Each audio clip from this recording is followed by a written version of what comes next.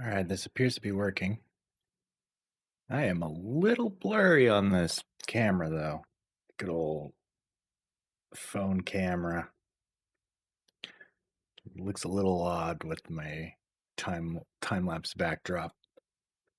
Um, so I've been experimenting with live streaming a lot, quite a bit, and working out the kinks of the software and all that fun stuff. I've been playing some video games on there because naturally it seems a lot of the live streaming stuff on the internet has been on Twitch at least is video game content.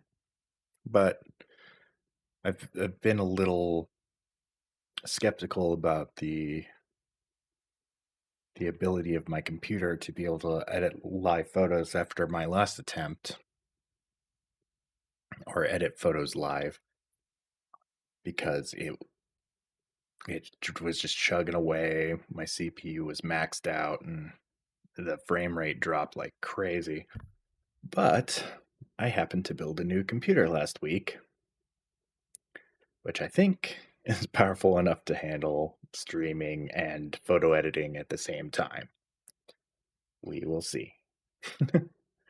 Anyways, let's see. The past couple days, I've done a couple small photo adventures. Nothing really huge, but I have gone out and I went after for some sunset yesterday.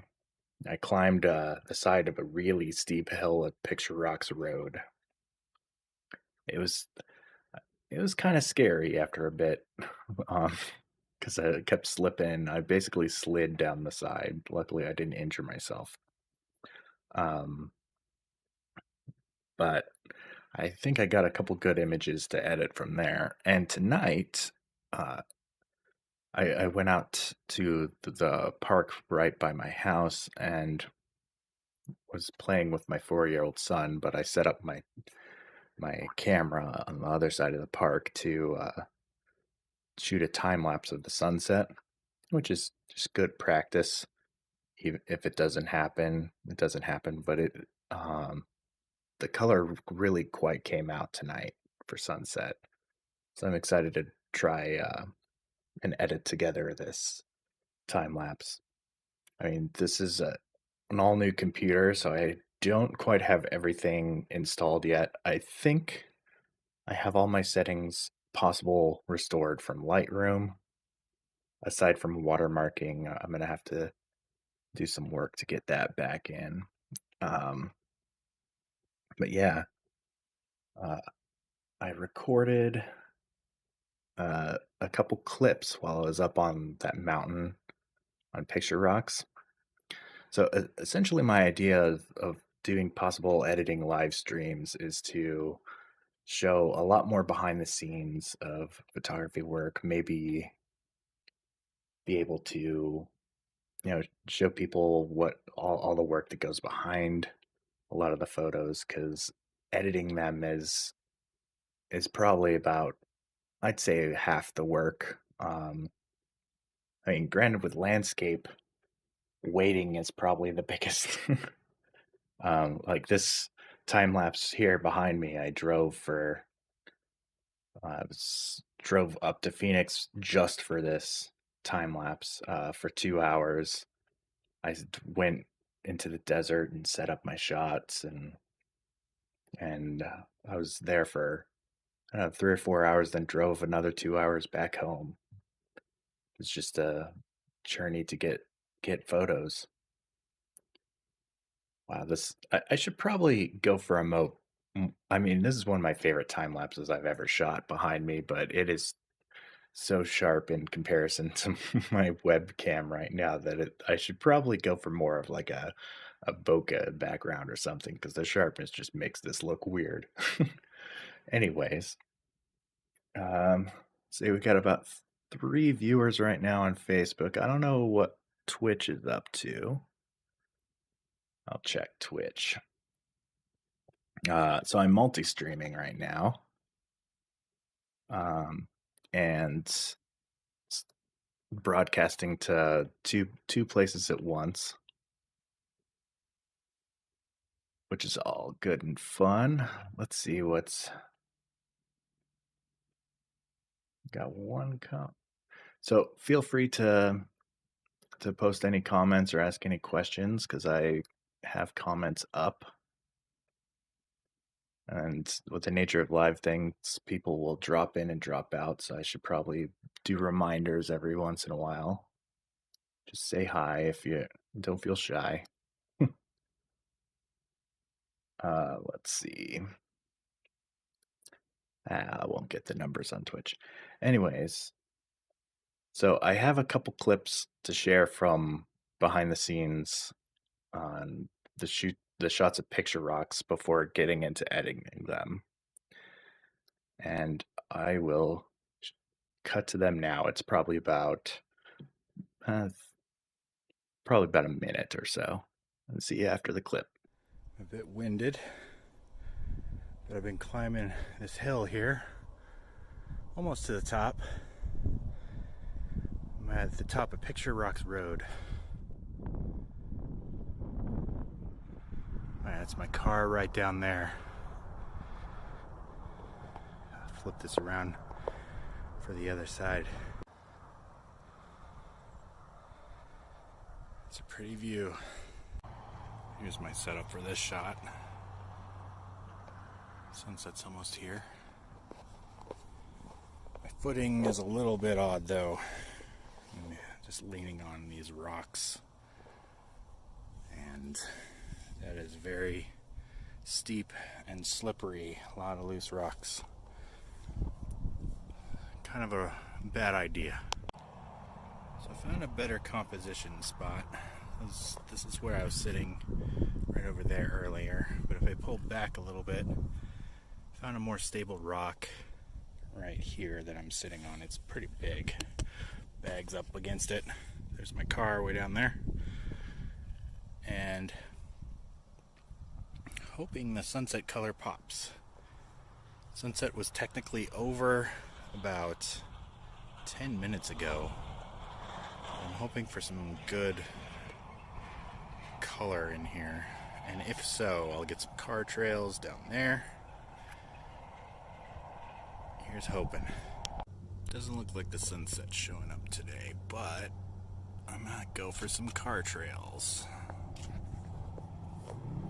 There's some traffic coming up over these curves here, which will hopefully look good. Let's set up another shot. I'm bracketing HDR, very long exposures to hopefully get all the car trails in here. Look at that trail. There's a big caravan down there. This will hopefully look cool, and I might be able to pull some color out of that. It looks like my phone's picking up more color than my eyes are here. Maybe my camera will be similar. Getting down from this spot is going to be the hard part, but I've got a trusty headlamp. Hopefully help guide my way down this mountain here. Here goes traffic. Nice little caravan. I've got a 30-second exposure going. I don't think my camera's picking any of this up. My big camera, however, definitely picking this up. See how it looks in a few seconds here. There's a Saguaros. And bam! That is... Oh, that's awesome. Let's try another, shall we?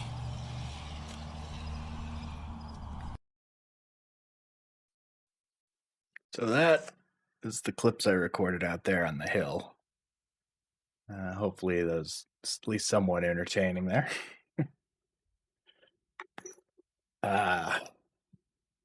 So here are the shots that I got out there. And I started out. So all of these, if you could see down there really small, see if I can make these thumbnails a little larger. Yeah, they're huge now. Okay. So the 4 in the corner there means that this is part of a stack. And in this stack, since I'm in library mode, I can hit S and expand it. I have 1, 2, 3 shots of different exposures. It's kind of hard to tell the big difference. Like if I was to reset, oh, oh, that shortcut only works in develop mode. So I'll switch to develop mode. So if I hit this shortcut, it resets the processing.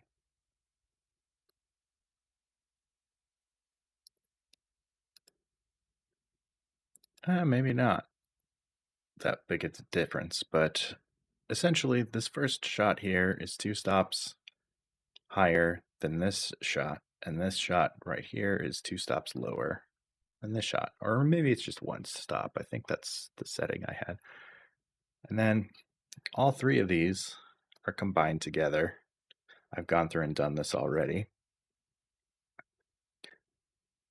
I combine them together, and they are now an HDR shot, which has all the light information from all 3 of the shots in one. It is super handy for being able to get all the shadows and the highlights in one thing. I don't know if this is probably my favorite composition or so of the night, but I was just kind of in awe of the scene in person. Let's see. So I could start marking it. I might give this a 2 anyway. Well, actually, I think the street here below it takes a little bit away from, like, when I move the camera up a little bit, I think that looks a bit better. Did I do another take on that? No. But yeah, I think this is, much more interesting than this, because for what it's worth, I think the road takes a bit away from it. Let's see. Oh yeah, I have some music here.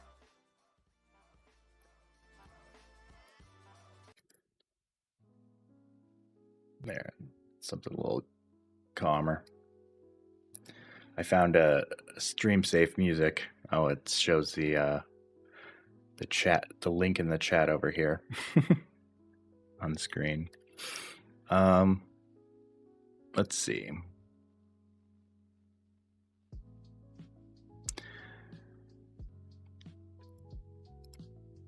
So I'm probably gonna work with this one. So I'm gonna give this a 2, maybe a 3. I kind of like the textures here, and the clouds look really cool.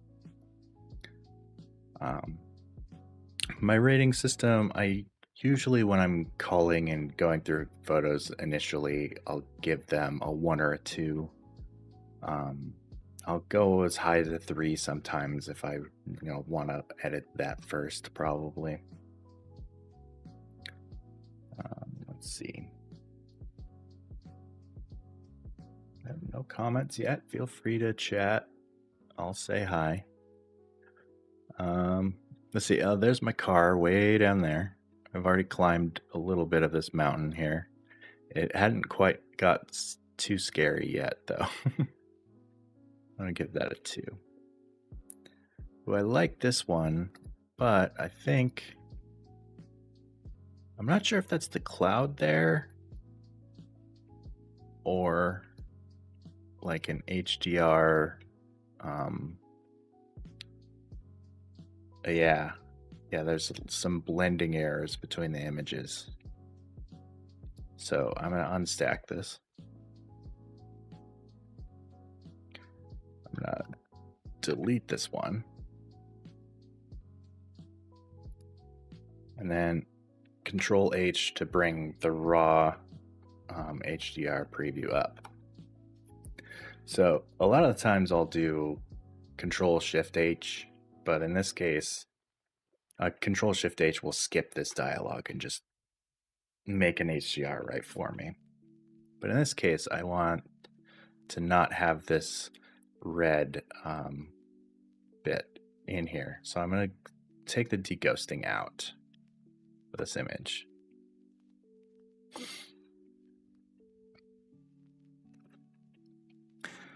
Still kind of looks weird. I'm going to merge it anyway. we'll see if I like it after it's merged. Well, actually, I guess that was just kind of an exercise of merging HDR when really I've got a better version up here already. So I'm going to reject that. Um, One thing I need to start practicing more is when I'm in library mode and I have a stack, rejecting the entire stack. I'm gonna have to manually do that. I'm discovering with all the images I've rejected over the years, I have a whole backlog of undeleted stuff. And a lot of it is like rejected photos, such as like really blurry shots or just misfires, and like ones like this that are okay, but I've got one better right next to it. But going back, now that I have stacked versions of these, I only have the top one rejected, and if I was to delete it right now, the other three would be there, and I would have to hunt those down as well and reject them manually. So it's gonna be it's one of those hindsight future proofing type things where I should probably open the stack and reject all of them if I'm going to reject a stack. I wish Lightroom had a shortcut key for this. I've been on Google trying to find it out. But it doesn't appear that they have a way to delete entire stacks if they're marked rejected, which kind of stinks. Whoa, my cup looks weird with the green screen. All right. So I think I'm gonna give this. Well, what's the one next to it? I'm gonna give this a 2. Yeah, here's that. Per that clip I showed, this is that second setup composition I found, which I liked a bit better. I don't really like that shot very much.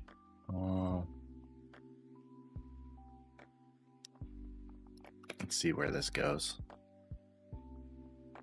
There we go. We got some car trails in that one.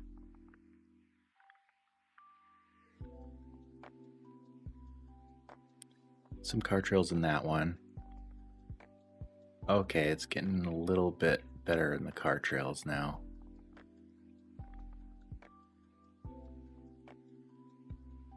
I must want to combine these two because right here the left side has a good car trail and the whole top is a good car trail. Well, probably later on though. Yeah, we got entirely good car trails now. Oh, is that a weird? Yeah, I think I've got a weird ghosting thing going on with that one. I don't think I need it though. I'm gonna reject it. There's probably the one to go for. That has a full car trail. Clouds look pretty cool. Honestly, I probably should have gone for a much longer exposure and get the clouds looking really smooth and cool. Because they do, I mean, if you're looking through here, they're moving pretty fast. And if I did like a 5-minute exposure or something like that, I would have had a full car trail. And, well, actually, I think I probably had too much light for 5 minutes. I didn't have an ND filter on me.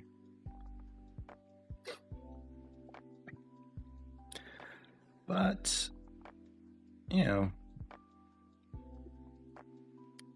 build on your instincts. Okay, so it looks like HDR was not the way to go with these shots. Yeah, well, that one looks all right. But then you go to the single exposure up here, and it's much better. Actually, the one where I panned out a little bit, I think is, oh, my car's in it though.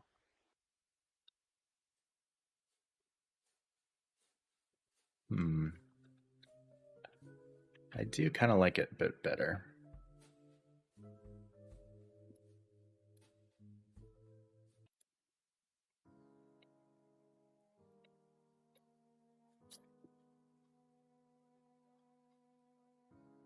Hmm.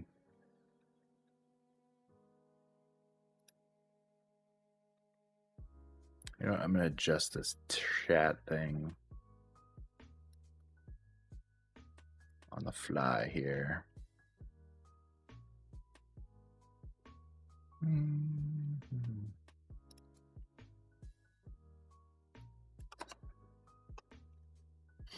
There we go. All right, this is probably my go-to. Will be this one. And I'll get to developing it here. I'm gonna move these thumbnails a little bit down so I can focus on this. I accidentally turned soft proofing on. I don't really like soft proofing because, I mean,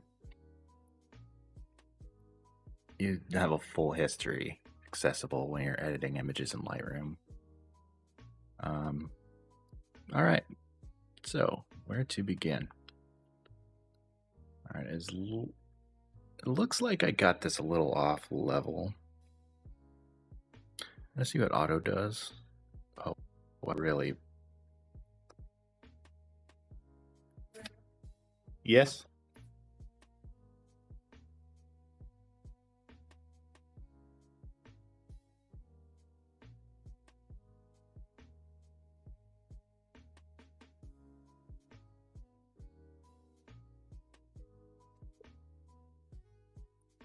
Okay.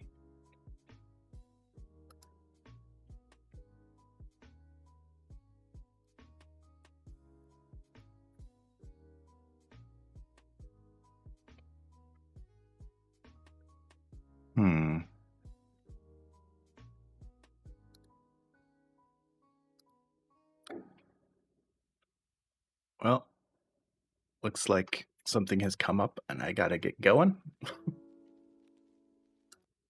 Thanks for anybody who showed up. I'll get to editing these again sometime soon, but I gotta drop everything and go do something. Thanks for watching as far as I got, at least. And have a good night.